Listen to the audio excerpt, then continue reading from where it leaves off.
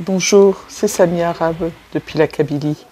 Je ne pourrai être des vôtres début octobre à Lyon. En tout cas, je voulais vous transmettre mon salut amical depuis l'Algérie, la Kabylie, où je me trouve quelques jours.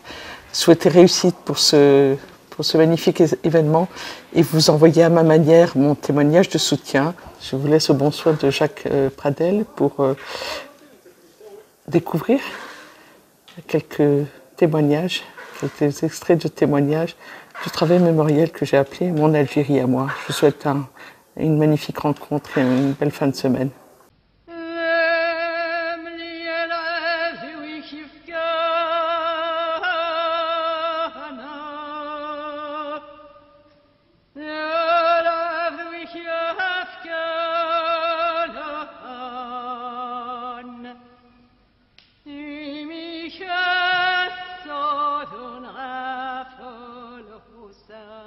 Je suis partie en 62, j'allais avoir 9 ans. J'ai tellement déambulé toute seule dans Tiaret, la ville où je suis née, que je serais capable de retrouver la maison de mes parents, aller chez mes grands-parents, passer devant le cinéma, le jardin public, l'école, aller sur la place Carnot. Dans la famille, on est 2 enfants, mon frère a 2 ans de moins que moi. Il a quasiment aucun souvenir. Toute la famille, ma mère, mon père, mes grands-parents paternels, maternels, sont nés soit à Tiaret, soit à Trézel. Tu appartiens à une famille de conditions modestes. J'entendais dire, nous ne sommes pas riches, nous ne sommes pas pauvres, on ne manque de rien. Mais on se contentait de peu. D'un côté, c'était des métayers qui avaient appris à vivre à la ferme sans être propriétaires. De l'autre côté, c'était des ouvriers qui vivaient en ville et qui vivaient d'un petit salaire avec l'homme qui travaille, la femme est à la maison, s'occupe des enfants. Un grand classique. J'ai été élevée dans ces milieux-là, d'origine espagnole, des migrants qui avaient dû se serrer les coudes avec des grands-pères, parce que mes 2 grands-pères ont transmis un peu cette idée que nous étions des pionniers autour de Tiaret, qui était un des plus gros départements sur les hauts plateaux, où se cultivait l'alpha, des céréales, le blé. C'était des propriétés avec des centaines d'hectares, ce qui en France ne se voyait que dans la Beauce. D'ailleurs, c'était un peu les mêmes familles. On reconstituait une partie de l'Espagne avec des cultures, une façon de vivre. Mon arrière-grand-mère, qui était aveugle, traînait sa petite chaise en bois sur le bord du trottoir et vivait dehors, assise, à parler avec les gens comme on le fait en Espagne. Et c'est d'ailleurs parce que j'ai connu mon arrière-grand-mère, qui ne parlait qu'espagnol, que dès que j'ai commencé à parler, elle ne tolérait pas qu'on lui parle en français. Donc il a fallu que j'apprenne l'espagnol. Et comme elle était aveugle, quand elle entendait quelqu'un arriver, même si nous étions enfants, elle posait la question « Quién es ?» Quién es? Et il fallait lui répondre en espagnol. Et donc les premiers mots que j'ai appris en espagnol, c'est « Soy la hija de Piero ». Je suis la fille de Piero. Et cette langue espagnole était pratiquée par les voisins. Ma grand-mère était pratiquante, mon grand-père était communiste. Donc lui, il n'allait pas à l'église, mais elle allait à l'église. Et même au sein même de la famille, il y avait cette tolérance. Mon grand-père tolérait très bien que sa femme aille à l'église, que ses filles aillent chanter à la chorale, mais lui, il était cheminot à la CGT, au Parti communiste. Il ne fallait pas lui en demander plus. Oui. Et puis, ça le faisait beaucoup rire. Voilà, il se moquait pas, mais... il était limite anticlérical, on va dire, souvent. Alors, le plus anticlérical, c'est mon père. Mon père était franchement anticlérical. Mon grand-père était indifférent. Les prêtres faisaient ce qu'ils voulaient. Mais mon père, lui, a été 7 ans enfant de chœur, parce qu'il l'a fait pour faire plaisir à sa mère. Et mon grand-père n'a pas empêché son fils d'être pendant 7 ans enfant de chœur. Sauf que quand il a voulu faire sa communion, le prêtre lui a dit « T'es un fils de communiste, tu ne feras pas ta communion ». Donc à partir de ce moment-là, mon père est devenu franchement anticlérical. Mais alors, absolument, enfin, c'est... Fallait pas lui demander... Et par ailleurs, il est resté croyant. Donc, il pratiquait une croyance un peu à la façon des protestants. C'était une affaire entre Dieu et lui. Moi, je me souviens que quand on est arrivé en France, ça a été très dur. On a été plutôt mal reçus. Les gens de ma famille, ceux de l'âge de mon père, qui avaient la trentaine, disaient « mais qu'est-ce qu'on fout ici? Mais on ne peut pas faire notre vie ici. » Surtout vous ne connaissez rien de la France. Voilà. Il n'y avait pas d'attache, il n'y avait pas de la métropole, il n'y avait personne. Et je me souviens d'un dimanche où mon grand-père avait dit « bon, on arrête, ici ou ailleurs, partout où on se retrouve entre ouvriers et travailleurs, on est chez nous. » Mon père, donc, quand il est rentré d'Algérie, rester sans travailler, ça lui était difficile. Il était fonctionnaire, on lui proposait un poste à Niort. Il a refusé. Il s'est mis en dispo pendant 3 mois, je crois, pour prendre le temps de réfléchir. Il a travaillé dans un garage. Ensuite, la fonction publique lui a proposé un poste en surnombre à Moissac, dans le Tarn-et-Garonne. Et là, pour lui, ça a été terrible. Il était dans un bureau, il faisait rien. Il avait 32 ans et il se sentait complètement inutile. J'ai vu mon père s'effondrer, devenir taciturne, et jusqu'au jour où on est rentré de l'école et mon père était là et tout d'un coup il s'est mis à pleurer et il voit qu'il n'y a rien à faire, qu'il n'a pas de place, qu'il est de trop. Et ça c'est plus possible pour lui, c'est plus possible. Donc il va décider de démissionner et il va se mettre à travailler comme salarié, mécanicien dans un garage. Et puis son beau-frère va rentrer d'Algérie aussi. Et ils vont décider de s'associer pour monter un garage. Pendant tout ce temps qu'on évoque, est-ce que dans tes souvenirs, tes parents ont évoqué le fait de retourner en Algérie ou évoqué l'Algérie alors qu'ils étaient loin Mon père il parlait beaucoup de la trahison de Gaulle. Pour lui, l'État français avait trahi les Pieds-Noirs. Il parlait de l'administration avec beaucoup de mépris. Pour lui, c'était vraiment une humiliation. Et c'était une humiliation que lui avait infligée l'administration, l'État français. Et moi, je crois que ça m'a beaucoup marqué, de voir mes parents, et ma mère aussi, parce que ma mère aussi, elle a réussi à retomber sur ses pattes. Parce que j'ai tellement vu, après, dans mon métier, d'immigrés d'origine maghrébine, qui étaient arrivés et qui avaient perdu pied, des pieds noirs dans la région bordelaise. Moi, j'ai rencontré dans la banlieue bordelaise des familles pieds noirs, mais qui ont perdu pied, mais n'ont pas été aidés.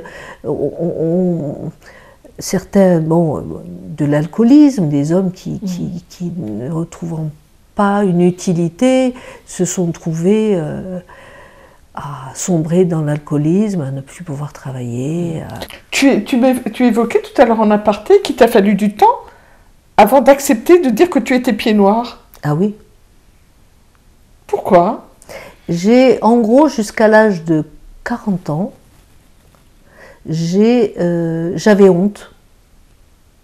En dehors de ma famille, j'avais honte. En classe, j'avais à cœur de gommer cet accent, dans ma façon d'être aussi, à gommer tout ce qui pouvait faire penser à mes ascendances pieds noirs, à mes origines pieds noirs. Je crois qu'il y a un moment où j'ai pu être capable de dire « oui, je suis pied noir, et alors ?» L'histoire algérienne, c'est surtout la ferme dans laquelle j'ai vécu. Mes parents avaient une ferme. Et dans le fond, j'y suis arrivé à ma naissance. Je suis né à Oran pour des commodités de clinique, si tu veux, parce que maman risquait d'avoir un accouchement difficile. Mais j'ai toujours été dans cette ferme et elle s'est emparée de moi. Et tu sais que quand on est enfant, qu'on vit sous des grands arbres, qu'on court partout, qu'on a la chance d'avoir un vélo pour aller jusqu'au bout de l'allée, enfin, c'est une vie merveilleuse.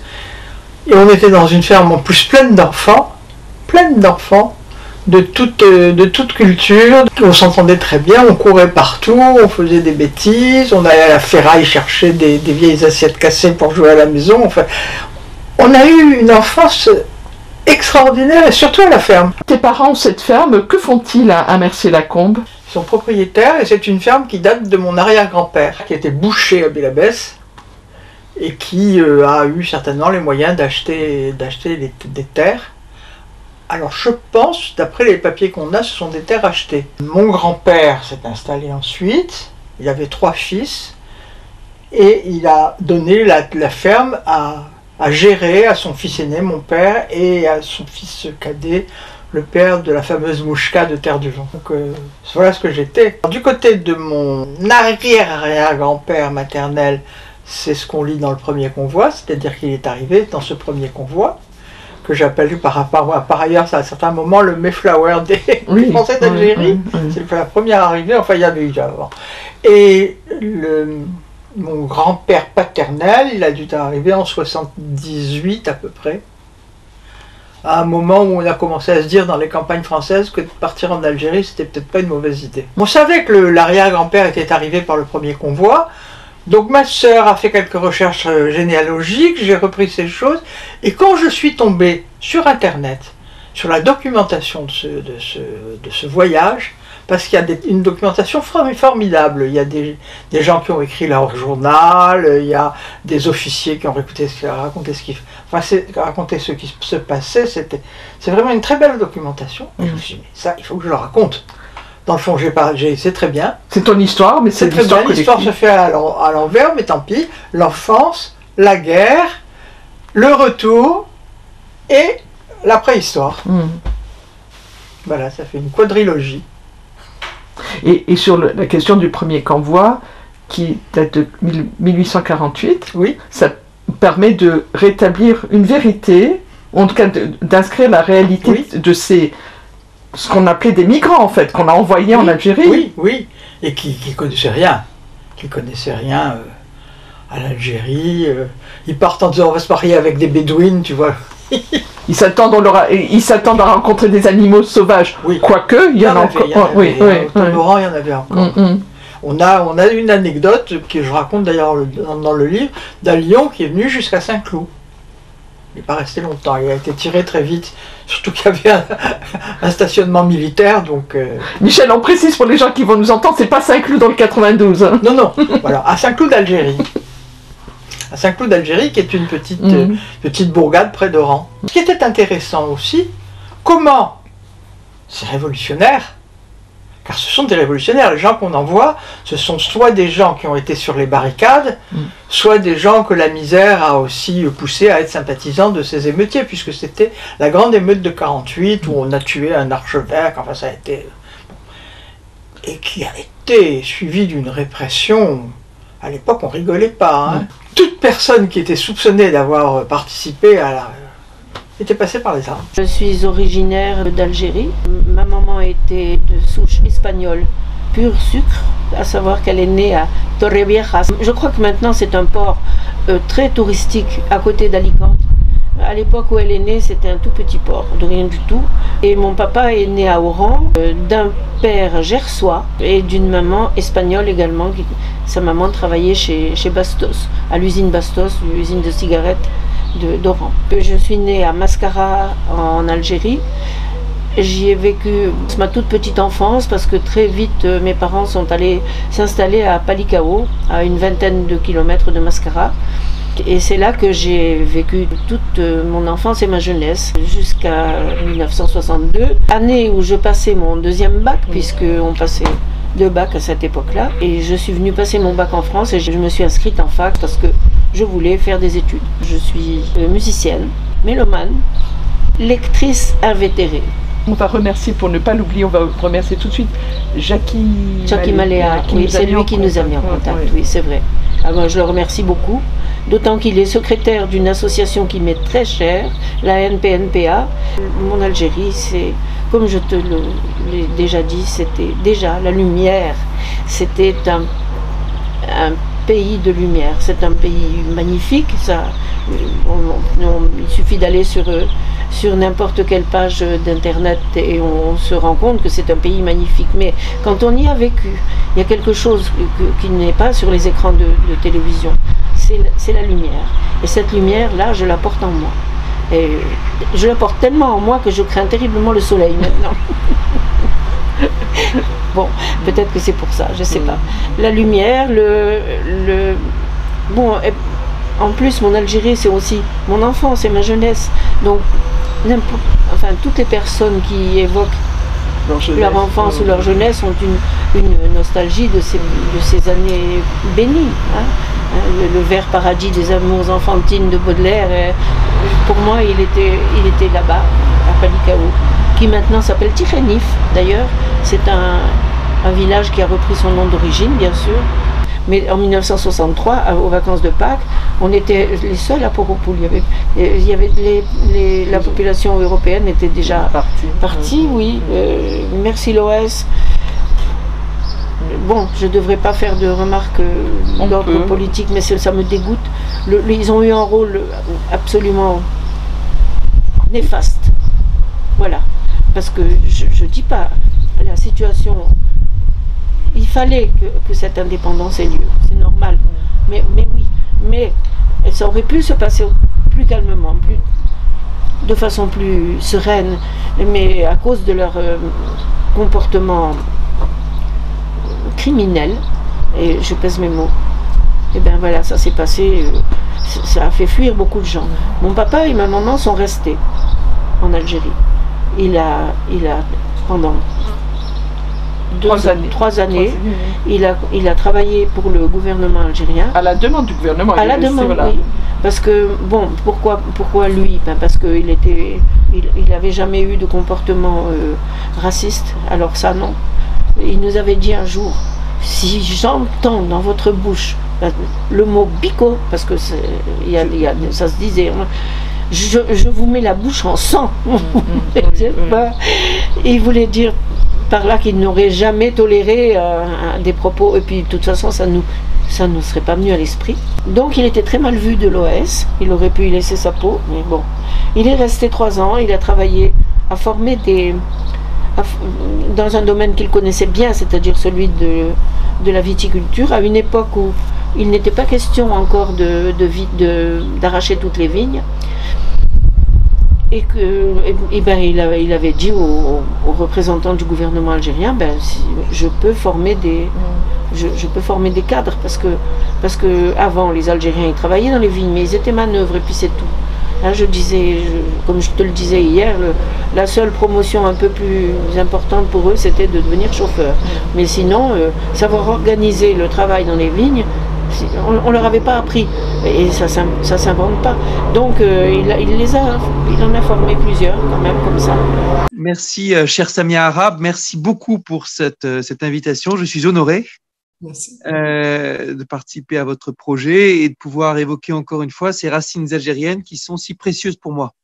D'abord, en fait, aussi bien ma famille paternelle que ma famille maternelle ont leurs racines en Algérie. Mon père est né à Alger, ma mère est née à Oran, et ont eu une longue histoire où, d'un côté comme de l'autre, ils étaient en aller-retour entre la métropole et l'Algérie française à l'époque. Et il y a eu des membres de ma famille presque depuis le début de la colonisation de la France en Algérie. Donc c'est une longue histoire. Mes ancêtres ont effectué un peu tous les métiers, médecins, fonctionnaires, employés de mairie, trafiquants, conducteurs de diligence. Il y a vraiment eu tout à travers les siècles. Et ça fait partie de mon histoire. Il y a des choses très importantes pour la famille qui se sont passées en Algérie. Donc, pied noir, si on veut, d'un côté comme de l'autre, même si mon père n'employait jamais ce mot et ne l'aimait pas particulièrement. Pour tout ce que ça reflétait, ouais, c'était pas forcément… Certains le revendiquent, d'autres le voient comme une humiliation. Ce qui est sûr, c'est que ma famille a souffert de l'arrivée du rapatriement, en particulier ma famille paternelle, beaucoup de biens ont été perdus, mais aussi il y a eu un accueil qui a été médiocre de la part de la population et de la société à l'époque.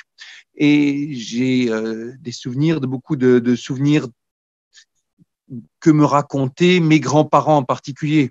Ma grand-mère paternelle qui parlait beaucoup de l'importance de la vie en Algérie, de combien c'était un environnement doux pour elle dans ses souvenirs.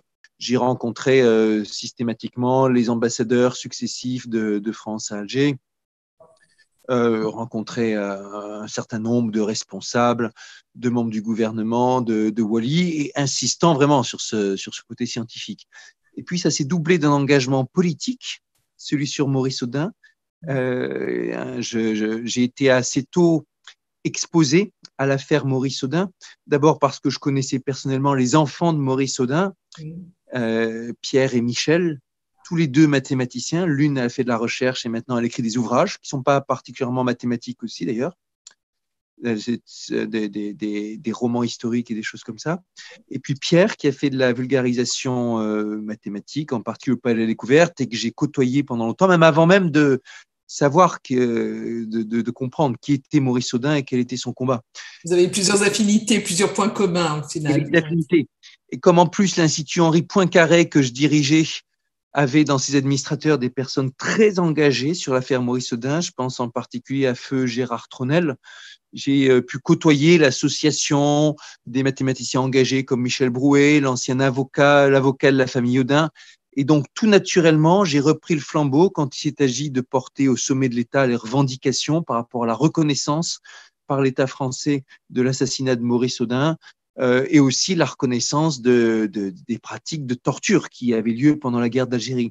Donc, tout ça a mené à une déclaration que je qualifierais d'historique du président Macron. C'était le 13 septembre 2018, où a été reconnue dans une lettre adressée à Josette Audin, la veuve de Maurice, une lettre qu'il a tendue en main propre à Josette Audin chez elle. Et donc, il a reconnu à la fois la vérité de l'assassinat de Maurice Audin, mais aussi de la torture comme un système organisé. Et donc, c'est quelque chose dont je suis très, très heureux, très fier d'avoir pu participer par prise de position publique et aussi par mes relations avec l'équipe du président Macron à ce que ça puisse se faire. Je crois très fermement, non, on ne peut pas aller contre le sens de l'histoire. Alors, je dois nuancer ça aussitôt. Quand on voit qu'en Afghanistan, l'histoire va à rebours, quand on voit qu'en Chine, les pires pratiques pour la démocratie sont en vigueur. Non, il y a des pays dans lesquels on va au rebours de l'histoire, ou en tout cas au rebours du progrès. Cependant, le sens de l'histoire, c'est celui d'une reconnaissance de ce qui s'est passé. Ça peut durer très longtemps, et ce qui a rendu le cas de Maurice Audin aussi emblématique, c'est d'abord, il y avait une personnalité, un personnage extrêmement fort. Maurice Audin, c'est devenu un symbole pour le peuple algérien. La place Maurice Audin, c'est la place où l'on se réunit pour, chaque fois qu'on veut manifester en Algérie son amour des libertés. Et donc, c'est une personnalité extrêmement forte. Je me souviens, un jour, j'accompagnais Pierre Audin dans un voyage en Algérie et j'ai vu le regard, l'admiration de l'officier de sécurité qui nous contrôlait à l'entrée quand il a compris que c'était le fils de Maurice Audin. Vraiment, c'était il était absolument ébloui, bien plus par le fils de Maurice Audin que par moi, le mathématicien décoré. Donc, j'ai pu voir toute l'importance extraordinaire qu'avait Maurice Audin. Et c'était très important que puisse se faire cette reconnaissance.